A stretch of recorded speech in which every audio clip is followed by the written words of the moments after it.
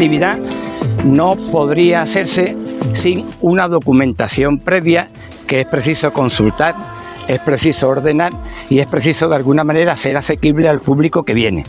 Por eso lo primero es el agradecimiento al autor del libro, del último libro que se ha escrito sobre Santa Ana, que es Jesús Romero Montalbán.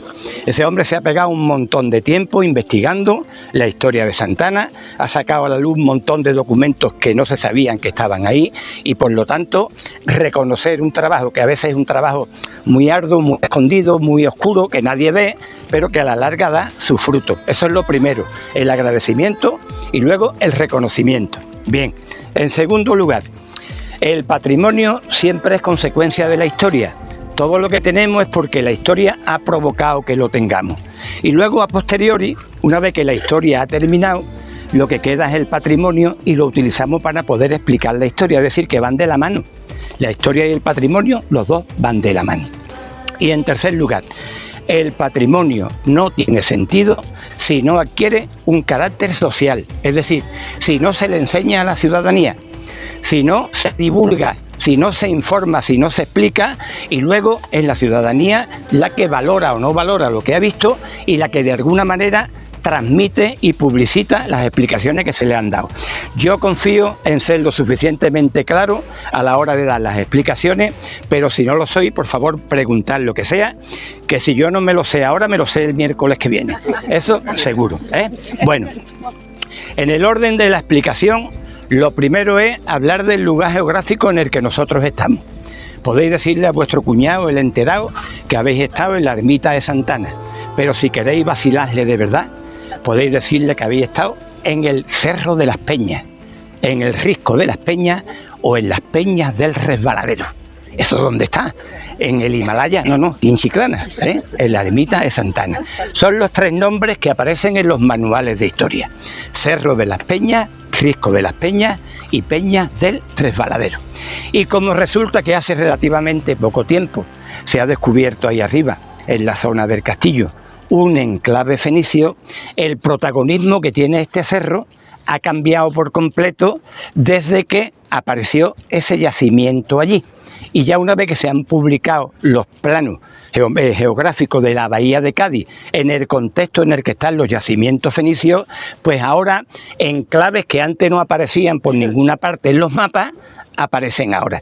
Yo voy a utilizar una serie de láminas que tengo aquí para que las vayáis viendo y esto que yo estoy diciendo lo complemento con la imagen. El que no se quede un triángulo, dos asentamientos peninsulares, el Cerro del Castillo y el poblado de Doña Blanca en el puerto de Santa María y un asentamiento insular en lo que hoy sería la playa de la Caleta, que antiguamente era la isla pequeña de Cádiz, la isla de Eriteia. Ahora, como vamos a explicar el cometido que este espacio en el que estamos ahora tuvo en la antigüedad, muchísimo tiempo antes de que aquí hubiera un molino, hubiera la ermita que vemos ahora, en ese plano yo he puesto una estrella de 8 puntas. Una estrella de 8 puntas como sinónimo no de asentamiento, pero de ubicación de algún tipo de torre atalaya, de algún tipo de colonia pequeñita, porque esto domina el territorio. Y de cara a la seguridad de los habitantes de un determinado sitio, esto protegía. Quiere decir que antes de que en ese sitio hubiera un molino o una ermita como tenemos ahora, había un pequeño asentamiento donde seguramente figuraría una torre atalaya. Si le dais la vuelta al plano que estoy viendo por ahí, que yo he dado por ahí, tenéis las torres de Chiclana, tenéis la torre del Puerco, tenéis la torre Bermeja de la primera pista de la Barrosa, tenéis la atalaya inicial del islote del Castillo de Santipetri, que empieza siendo una torre huérfana, construida por un almirante genovés en el siglo XIII, Benedetto Zacarías. Y luego tenéis la torre posterior del siglo XIV, que hace Guzmán el Bueno en el Cerro del Castillo, y la torre que supuestamente estaría aquí desde el 900 a.C., sino un poquito antes. Es decir, la configuración de esas torres es la que nos permite ubicar un hábitat en lo que hoy es la ciudad de Chiclana relativamente protegido. Es verdad que a lo largo del tiempo esas torres han ido jugando distintos papeles y como parte de nuestra economía ha residido a lo largo del tiempo en las almadrabas, tanto la Torre del Puerco como la Torre Bermeja, como la torre que hizo Beneveto Zacarías en el castillo, eran torres de avistamiento de atunes.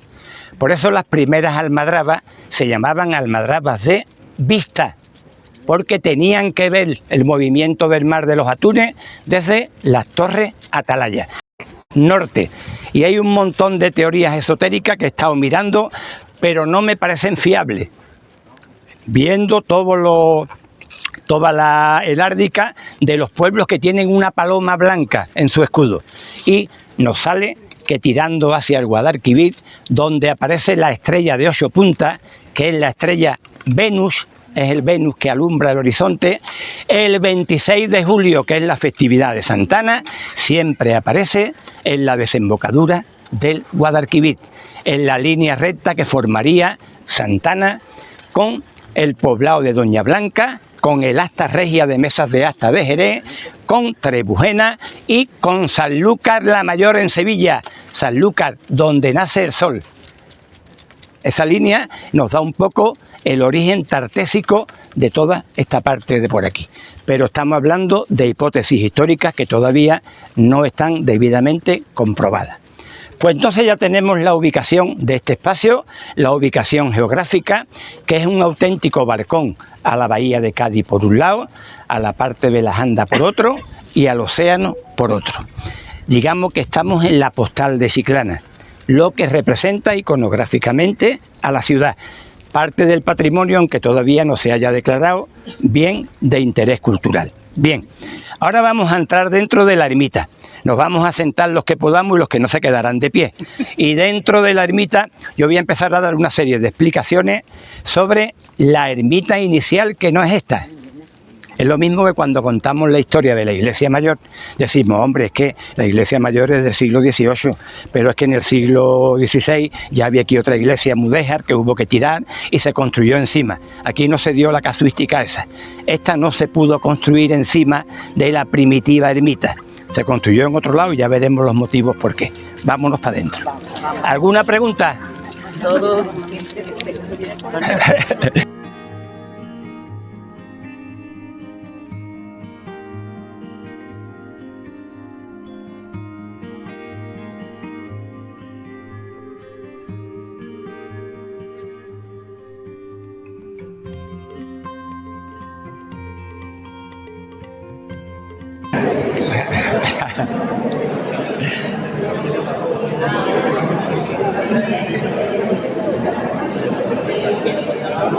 ¿Vale?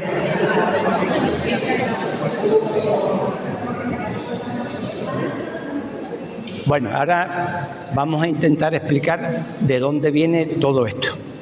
Y la casualidad aquí juega un papel muy importante, Aunque no nos guste mucho, no sé si habrá alguien de Sevilla aquí, que con Sevilla no nos llevemos muy bien, sobre todo desde la Casa de la Contratación y de otras cosas.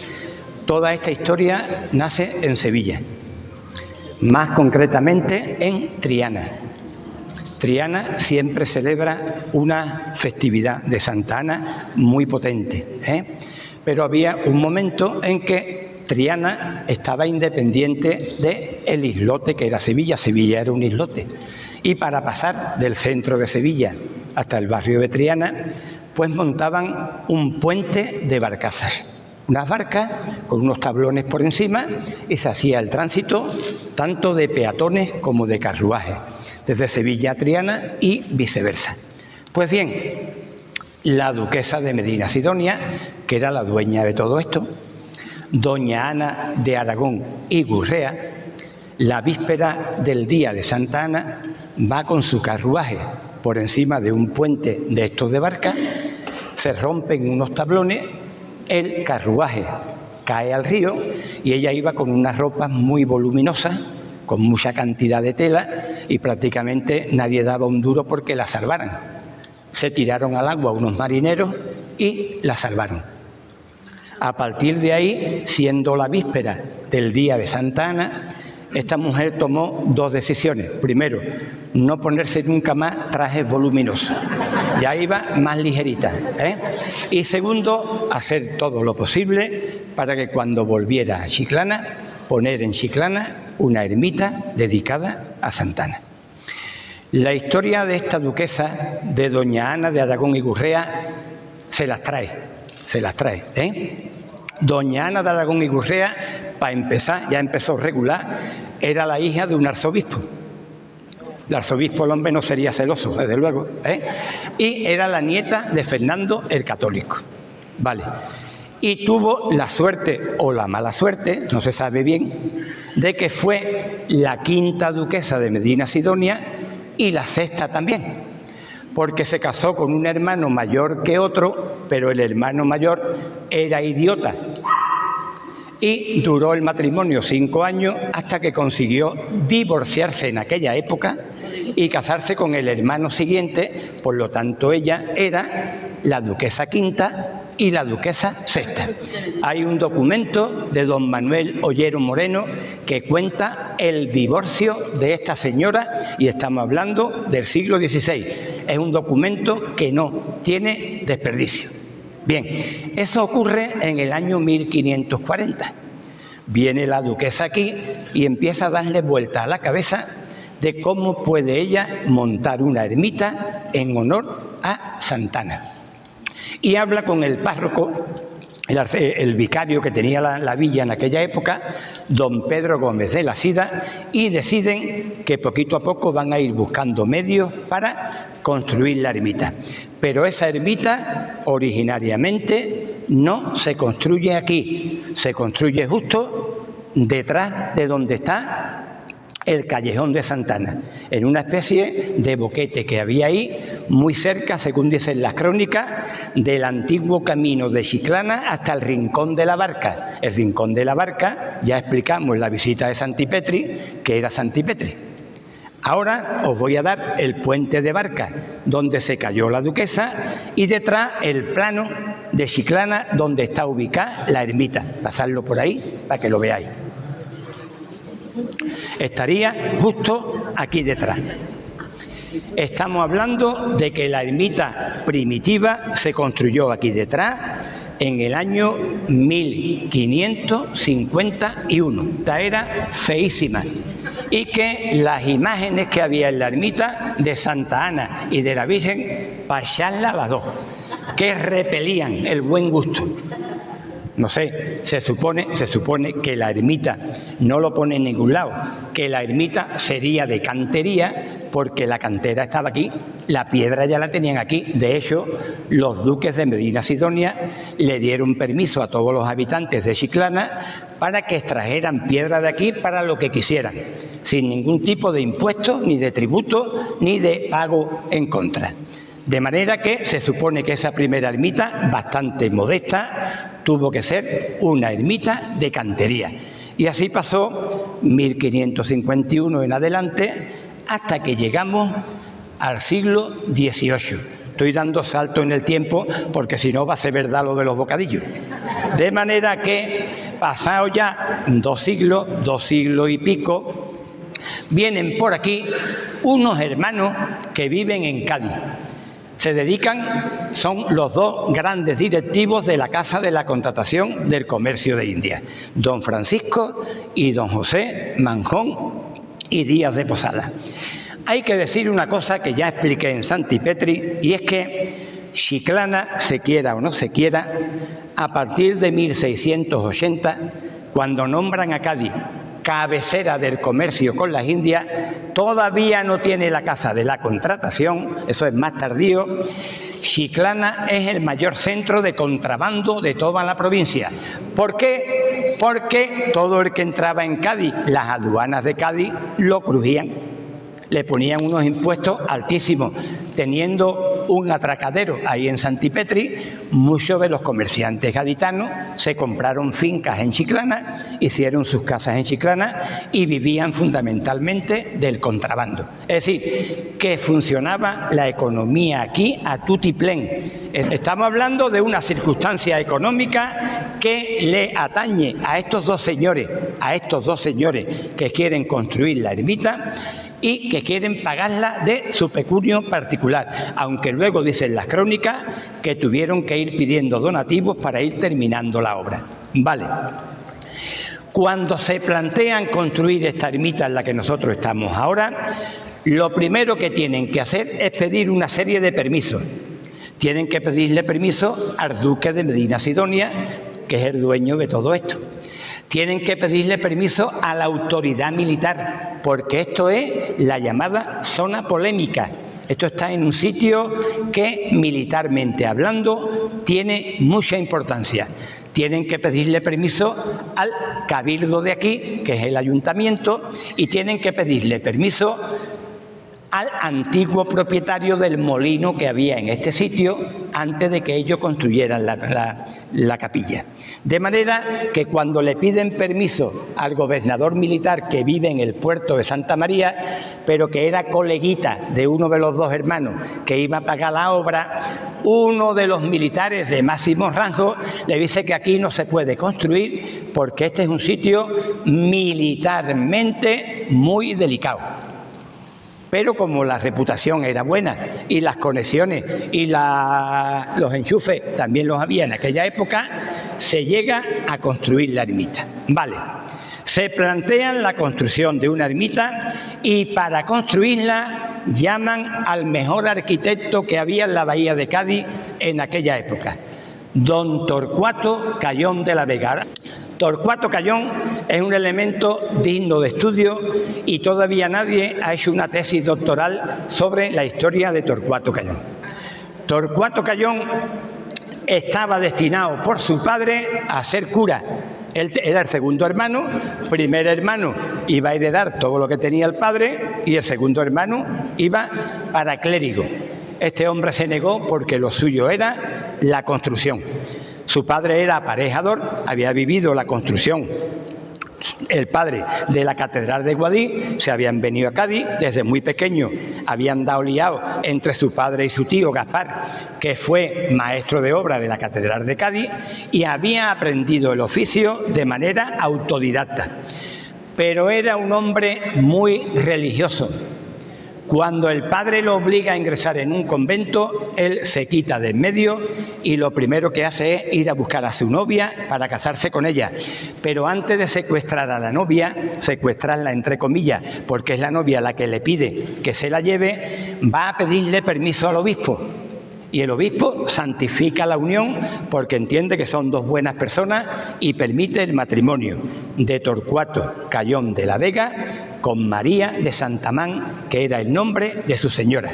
Vale, pues Torcuato Cayón, cuando lo contratan estos dos, es porque ya saben que ha dado muestra de un dominio perfecto de la arquitectura y ya es maestro mayor de la Catedral de Cádiz. Es decir, que no contratan a un cualquiera. Sin embargo, Torcuato Cayón solo hizo los planos de esta capilla, no intervino en la construcción. ¿Solo por qué? Porque estaba metido en tanto fregado en la catedral, empezaba ya con los planos de la iglesia mayor de aquí, estaba metido en un montón de berenjenales y me imagino que le diría a estos señores, mira, yo os hago el proyecto y vosotros tenéis que buscar un maestro de obra que sea el que esté al pie de obra llevando a cabo todas las iniciativas y controlando al personal. Y como maestro de obra de esta capilla se contrata al que hoy sería, el que sería hoy el encargado de vías y obras del ayuntamiento, don Pedro de Sousa, que es el que lleva a cabo toda la construcción. Torcuato Cayón lo que hace es supervisar con los planos que él ha hecho la construcción de esta capilla. Hay una anécdota que yo quiero contar de Torcuato Cayón porque lo describe como un tío bastante espabilado, y es que hasta mediados del siglo XVIII nadie era arquitecto. Eran alarifes. Los alarifes eran los maestros de obra, porque no había ninguna universidad que preparara a la gente para la arquitectura, hasta que a mediados del siglo XVIII se crea la Academia de San Fernando de Madrid y hay que ir a Madrid a examinarse para venirse para acá con el título de arquitecto. Entonces Torcuato Cayón de la Vega va a Madrid a examinarse y se lleva a su niña Micaela, que tiene 18 años. Se va con la niña a Madrid, no dice nadie si después del examen fue a ver el Rey León o no, no lo han dicho los textos. Pero una vez que hace el examen y lo aprueba, lo que pega el pelotazo don Torcuato Cayón es casando a su niña con el que la ha examinado, con Buenaventura Rodríguez Tizón, maestro de la Academia de Bellas Artes de San Fernando. Y este Buenaventura es 30 años mayor que la niña y 8 años mayor que él. Es decir, que su suegro es 8 años, su yerno es 8 años más joven que él. Pero mira, consigue que se casa, de manera que viene de Madrid con un yerno nuevo y con el título de arquitecto. Ese era don Torcuato Cayón de la Vega, ¿vale? Y ahora viene el bueno de Torcuato y le enseña los planos a estos señores. En la capilla, lo más simple que se despacha: una sola sala, una nave central redonda, pero si nosotros nos salimos a la calle, no vemos redondez por ningún sitio, vemos un octógono. Aquí dentro redondo y fuera un octógono. Claro, ahora tenemos que irnos a la numerología. ¿Qué dicen los números? Los números dicen muchas cosas, y en la iconografía cristiana dicen más todavía. Vamos a trabajar con tres números. Fijaros que la cúpula tiene 4 lunetos, 4 ventanas redondas. El tambor de la cúpula, que es lo que está por encima de la cornisa, tiene 8 ventanas cuadradas. Y sustentando el tambor y la bóveda, 8 pilastras. Y esto es circular, así que estamos jugando con 3 números: el 4, el 8 y el infinito, porque nos explicaron en el colegio los maestros de matemáticas que una circunferencia era un polígono con infinitos lados. Pues bien, desde el 4, los 4 lunetos, que es el símbolo de la Tierra, porque antiguamente creían que la Tierra era cuadrada, todavía hay gente que lo cree, que la Tierra era cuadrada. El 4, número de la Tierra, al número celestial, que es el infinito, en medio de uno y de otro está el octógono. Y por eso esta ermita tiene forma externa de octógono, que es la transición entre el mundo de lo terrenal y el mundo de lo celestial. Es decir, esta ermita y otras muchas como esta está concebida para que los fieles lleguen aquí y esto les sirva de intercesión entre lo terrenal y lo celestial. Es decir, no es tan simple. Siempre hay una interpretación, aunque parezcan las cosas relativamente simples. No son tan simples, ¿vale? Bien, voy a ver la siguiente lámina que os quiero enseñar.